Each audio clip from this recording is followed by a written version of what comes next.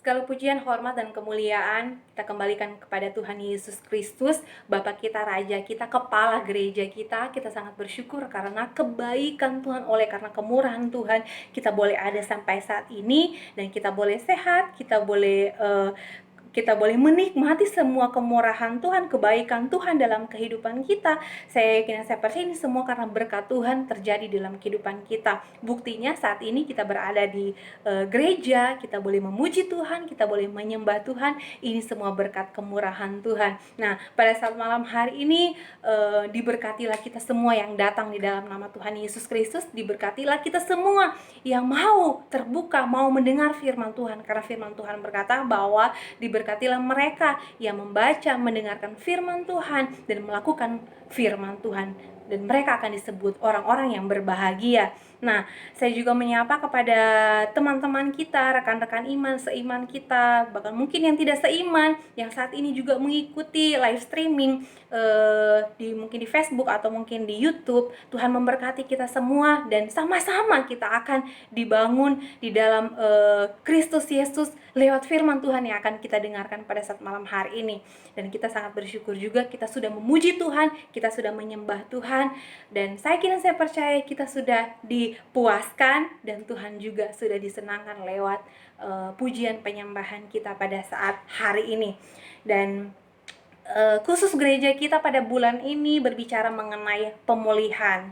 Nah, Bapak Ibu sudah tahu, sudah banyak dengar mengenai kata pemulihan, firman Tuhan mengenai pemulihan, apa saja yang perlu dipulihkan di dalam kehidupan kita.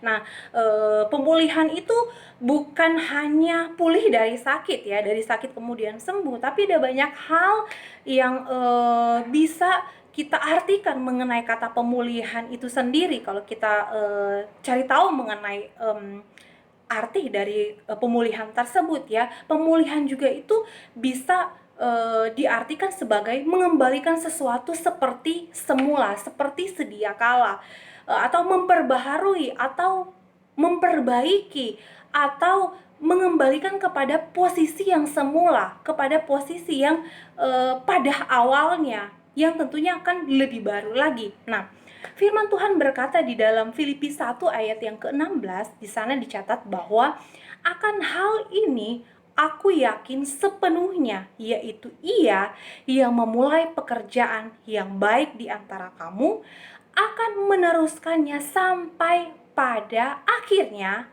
pada hari Kristus Yesus. Jadi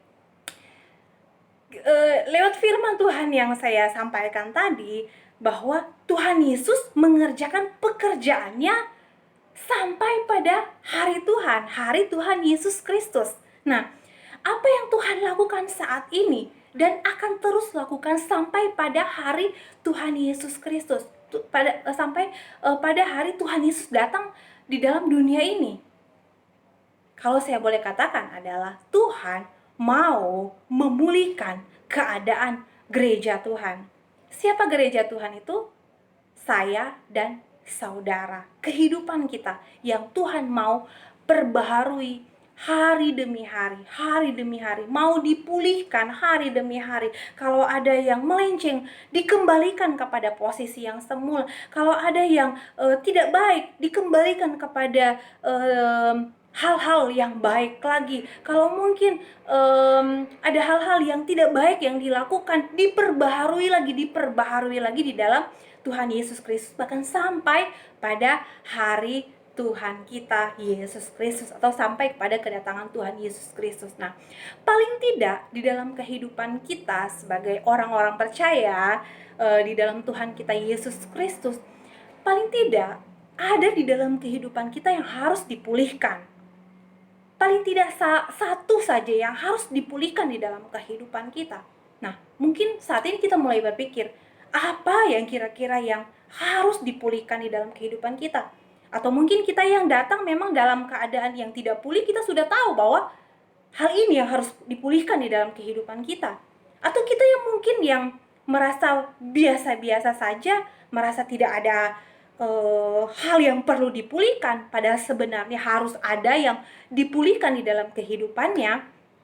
Saya mau katakan bahwa ya mungkin Yang harus kita pulihkan hari-hari ini bukan saja kesehatan fisik kita atau kesehatan mental kita dalam kondisi yang seperti ini ya, tetapi hubungan kita dengan Tuhan dan hubungan kita dengan sesama kita. Sekali lagi, hubungan kita dengan Tuhan dan hubungan kita dengan sesama. Nah, dunia saat ini, keadaan dunia saat ini, apalagi dalam pandemi COVID-19 ya, akan mudah orang berkata bahwa pemulihan itu sulit terjadi. Sekali lagi, keadaan saat ini, dalam keadaan dunia yang seperti ini, akan mudah orang berkata bahwa pemulihan itu sulit terjadi. Entah dari pemulihan masalah ekonomi, karena memang kita boleh melihat juga, mengetahui, mendengar, bahkan membaca berita mengenai krisis ekonomi, resesi di mana-mana.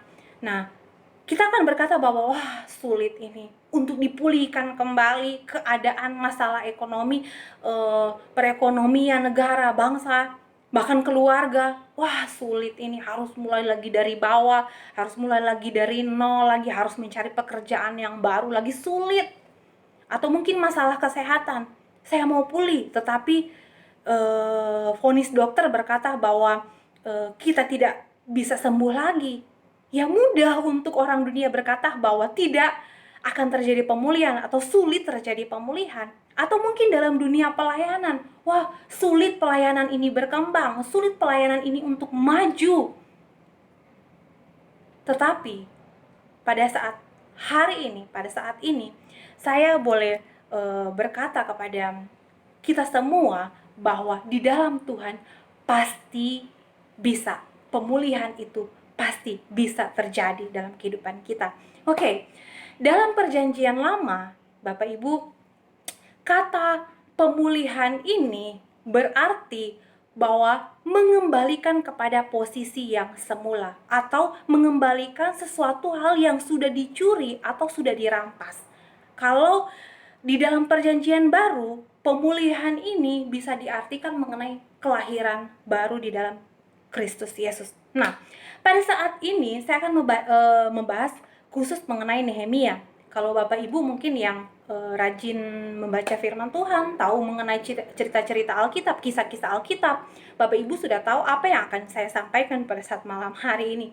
Tapi ada hal-hal yang perlu kita ketahui untuk bagaimana kita bisa pulih, entah negara kita, bangsa kita, atau sudahlah kita berbicara mengenai bangsa kita, kehidupan kita dengan Tuhan dan kehidupan kita dengan sesama. Oke, kita buka di dalam Nehemia. Nehemia 1 ayat pertama sampai ayat yang ke-11. Tetapi saat ini saya akan membaca di ayat yang ke-3, mulai ayat yang ke-3.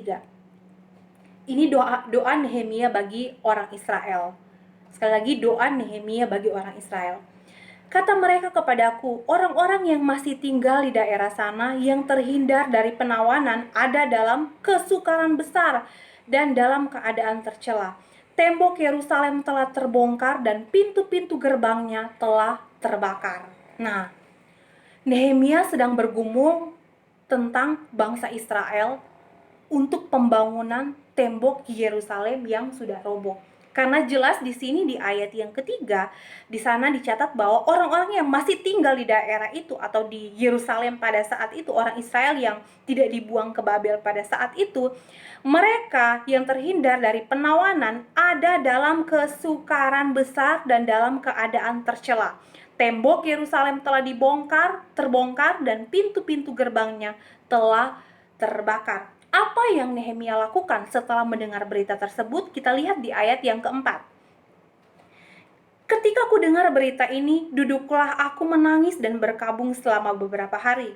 Aku berpuasa dan berdoa ke hadirat Allah semesta langit. Kataku, ya Tuhan Allah semesta langit, Allah yang maha besar dan dahsyat, yang berpegang pada perjanjian dan kasih setianya terhadap orang yang kasih kepadanya dan tetap mengikuti perintah-perintahnya. Ayat yang ke-6, berilah telingamu dan bukalah matamu dan dengarlah doa hambamu yang sekarang kupanjatkan ke hadiratmu siang dan malam bagi orang Israel, hamba-hambamu itu, dengan mengaku segala dosa yang kami, orang Israel, selaku lakukan kepadamu. Juga aku dan kaum keluargaku telah berbuat dosa. Yang dilakukan Nehemia pada saat itu ketika dia mendengar bahwa orang Israel dibawa ke penawanan, dan kemudian orang Israel yang tersisa sedang mengalami kesukaran besar dan dalam keadaan yang tercela pada saat itu, dia datang kepada Tuhan, dia berkabung, dia berdoa, dia berpuasa kepada Tuhan. Nah, perlu Bapak Ibu ketahui bahwa kenapa orang Israel ini dibuang ke Babel? Itu disebabkan karena dosa mereka, pelanggaran yang mereka lakukan kepada Tuhan. Mereka jatuh bangun di dalam dosa, dan lebih lagi mereka menyembah berhala pada saat itu. Nah, kalau kita melihat keadaan atau kondisi Yerusalem pada saat itu, setelah pulang dari pembuangan, selama kurang lebih 90 tahun sejak orang Yahudi kembali atau orang Israel ini kembali ke Yerusalem, mereka ada dalam keadaan yang tertekan. Mereka ada dalam keadaan yang ketakutan. Mereka ada di dalam keadaan yang terancam. Karena apa?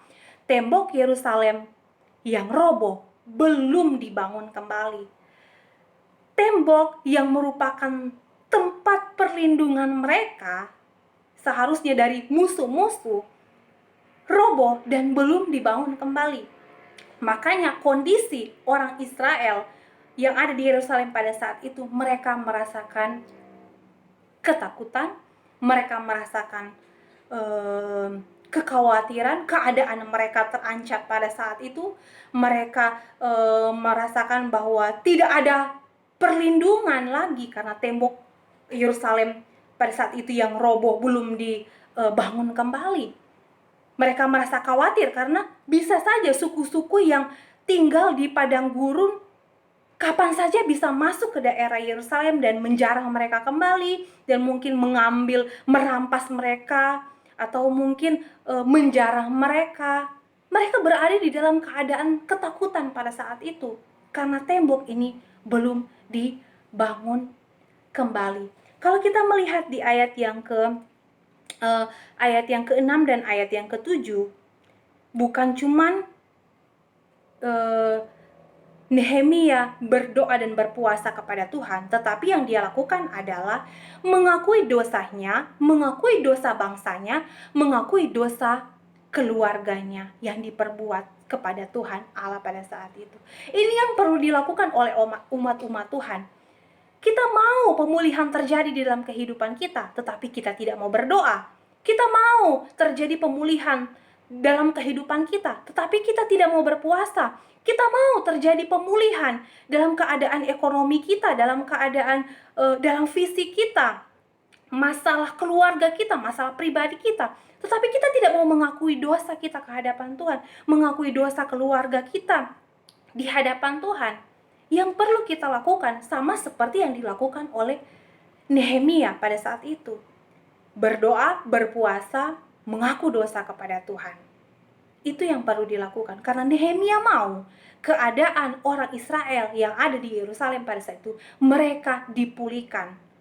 Kesehatan mereka, mental mereka juga dipulihkan. Karena kalau selalu dalam tekanan, ketakutan, mereka bisa saja stres, mereka bisa saja depresi, kesehatan mental mereka terganggu. Nah, yang dilakukan oleh Nehemia ini adalah sangat tepat. Nah, kalau kita melihat di ayat yang selanjutnya di pasal yang kedua, Nehemia bukan saja dia hanya tinggal diam berdoa saja, tetapi dia mau bertindak. Apa yang dia lakukan? Dia pergi ke Yerusalem. Kita lompat saja, kalau Bapak Ibu mungkin nanti cerita, nanti baca lebih detailnya di rumah masing-masing. Kita lompat di ayat yang ke-11 dan ayat yang ke-12. Setibanya Nehemia di Yerusalem, saya akan bacakan. Maka tibalah aku di Yerusalem, sudah 3 hari aku di sana. Bangunlah aku pada malam hari bersama-sama beberapa orang saja yang menyertai aku. Aku tidak beritahukan kepada siapapun rencana yang akan kulakukan untuk Yerusalem. untuk Yerusalem, yang diberikan Allahku dalam hatiku. Wow, luar biasa. Tuhan memberikan sesuatu visi di dalam kehidupan Nehemia untuk apa? Memulihkan keadaan orang Israel pada saat itu. Tuhan memberitahukan kehendaknya, rencananya di dalam hati Nehemia. Dan apa yang dilakukan? Saya sangat salut dengan sikap dari Nehemia ini. Dia tidak langsung menceritakan kepada siapa saja, kepada orang-orang dekatnya, tapi dia masih simpan di dalam hatinya. Dan kemudian apa yang terjadi kalau kita melihat di ayat-ayat yang seterusnya, bahwa dia bertindak.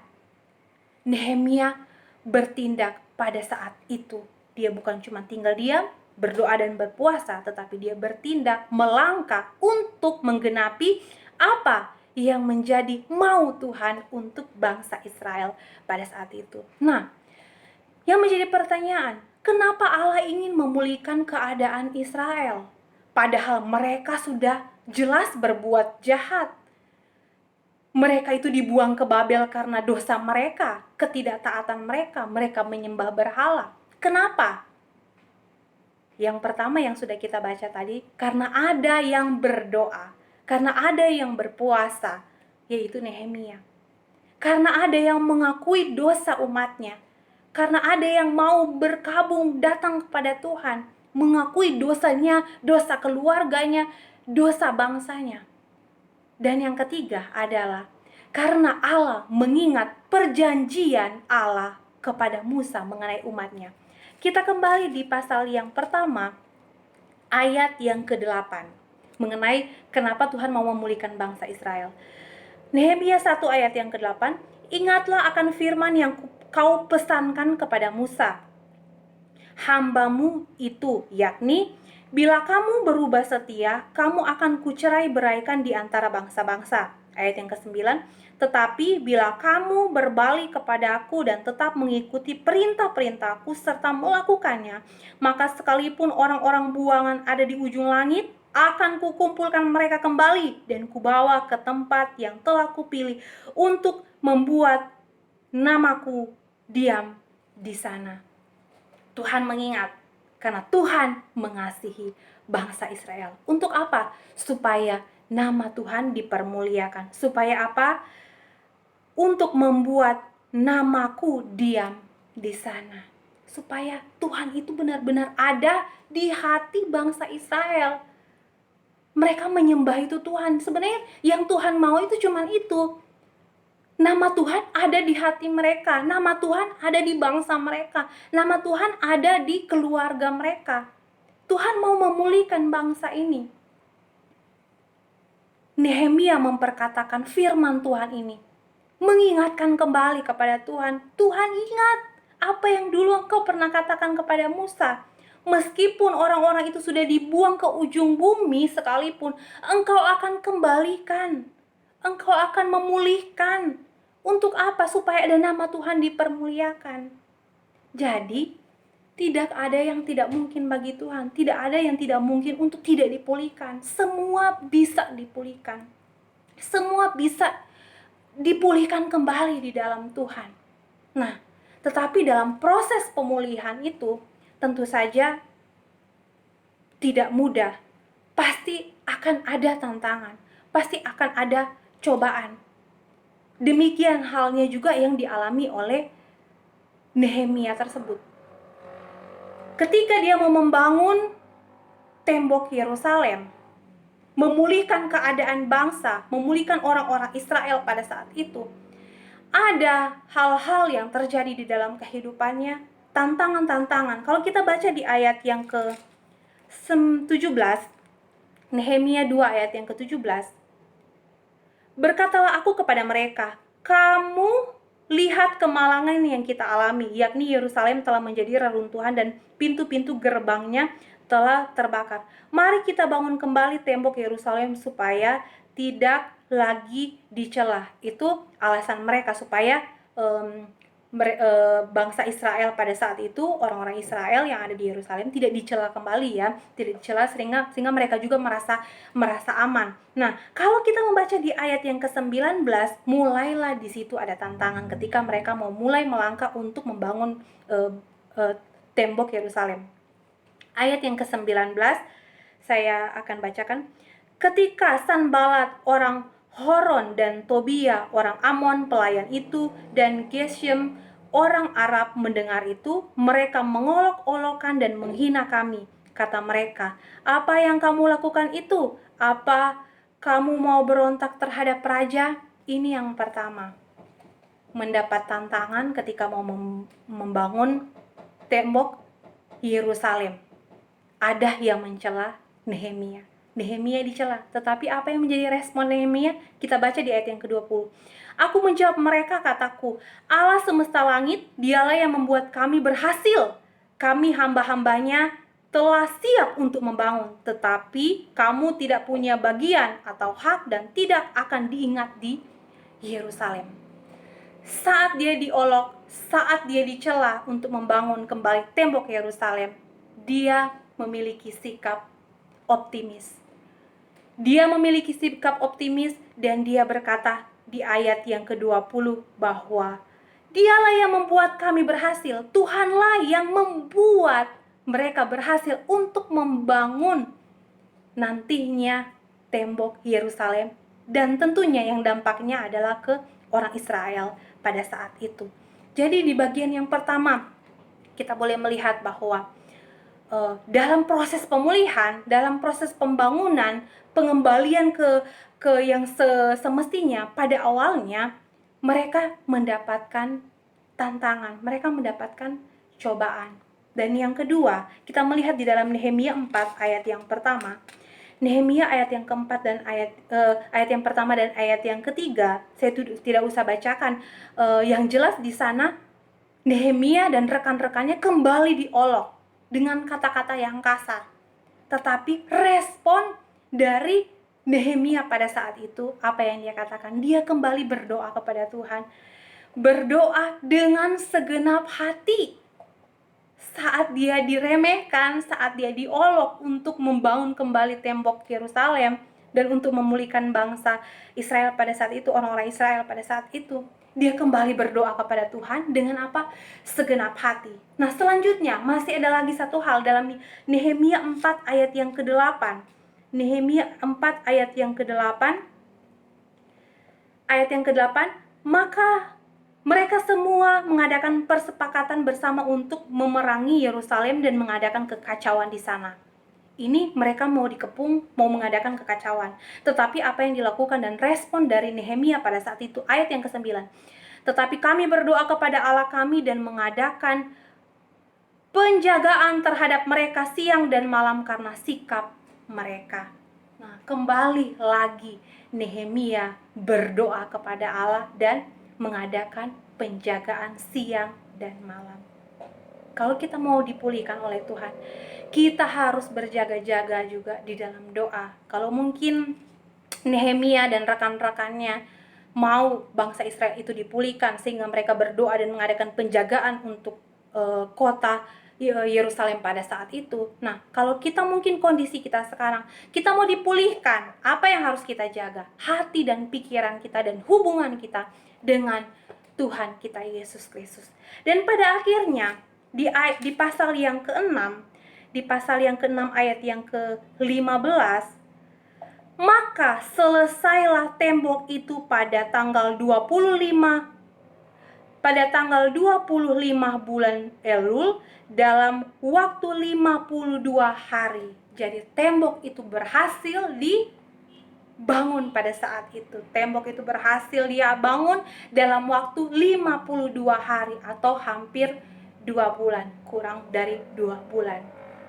Nah, yang menjadi pembelajaran kita pada saat ini adalah dampak dari berhasilnya pembangunan tembok Yerusalem pada saat itu adalah kalau kita melihat di pasal 8 sampai pasal yang ke-10, dampak dari pembangunan tembok Yerusalem atau dikatakan oleh orang Israel adalah tembok perlindungan, mereka umat Tuhan dipulihkan oleh Tuhan. Mental mereka dipulihkan oleh Tuhan.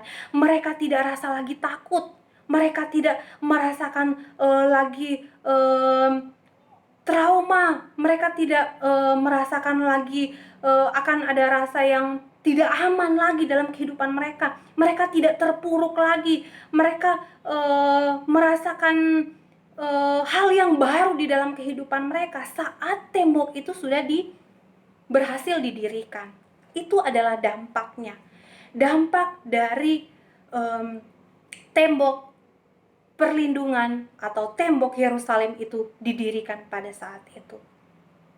Jadi di dalam kehidupan kita boleh kembali merenungkan apa yang seharusnya dipulihkan di dalam kehidupan saya, apa yang seharusnya dipulihkan di dalam diri saya, dan tindakan apa yang harus saya ambil agar supaya saya benar-benar dipulihkan oleh Tuhan.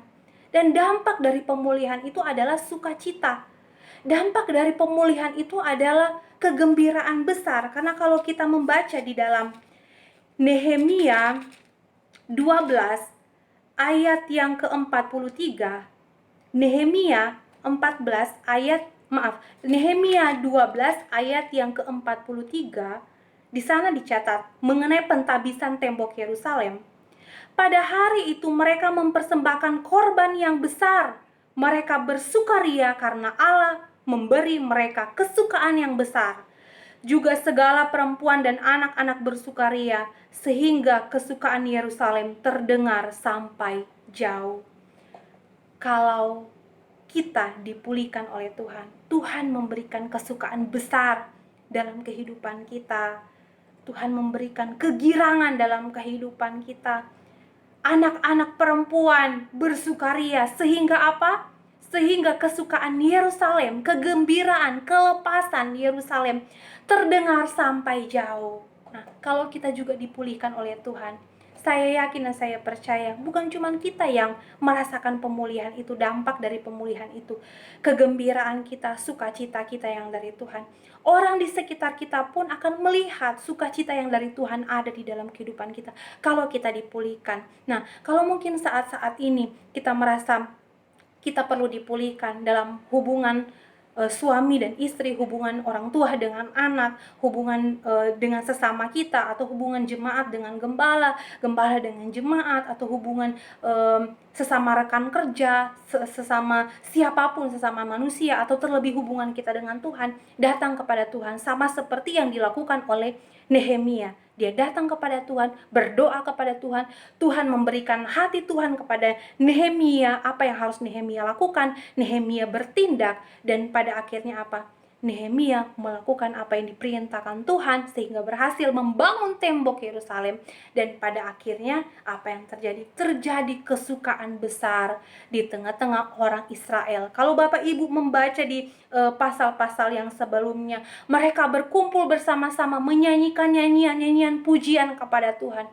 Salah satu dampak dari atau ciri orang yang sudah merasakan kelepasan atau sudah mengalami pemulihan di dalam kehidupannya adalah dia akan selalu memuji Tuhan, dia akan selalu memuliakan Tuhan, dia akan selalu menyembah Tuhan dengan leluasa karena tidak ada lagi penghalang di dalam kehidupannya. Bagaimana saya mau dipulihkan? Hari demi hari, setiap saat datanglah kepada Tuhan, setiap waktu berserulah kepada Tuhan, setiap waktu mengaku dosa kepada Tuhan, dan minta Tuhan supaya kita diperbaharui hari demi hari. Minta kepada Tuhan supaya kita dipulihkan hari demi hari. Secara spesifik kita katakan kepada Tuhan, Tuhan, saya mau dipulihkan dalam hal ini. Ada masalah di dalam kehidupan saya, ada masalah di dalam hati saya, masalah di dalam pikiran saya yang belum pulih. Tuhan tolong pulihkan. Dan saya percaya, saya sama seperti bangsa Israel yang ada di Yerusalem dipulihkan oleh Tuhan. Kita semua juga pasti dipulihkan kalau kita mau datang kepada Tuhan. Puji Tuhan. Demikianlah kebenaran firman Tuhan yang saya bisa sampaikan kepada Bapak Ibu. Saya berharap kita semua bisa mengerti, dan kita tidak dalam saat ini kita tidak lagi berada di dalam kondisi yang rasa takut lagi, atau mungkin rasa khawatir yang berlebihan, rasa keterpurukan, rasa hancur di dalam dirinya, tidak ada masa depan, atau tidak tahu berbuat apa lagi di depan kita, datang kepada Tuhan. Tuhan mau memulihkan kita semua. Dan saya percaya tidak ada yang mustahil bagi Tuhan kita Yesus Kristus, karena Tuhan Yesus Kristus membawa pemulihan di dalam kehidupan kita, bukan cuma sekarang, tetapi sampai pada hari Tuhan. Puji Tuhan, inilah firman Tuhan. Tuhan Yesus berkati kita semua.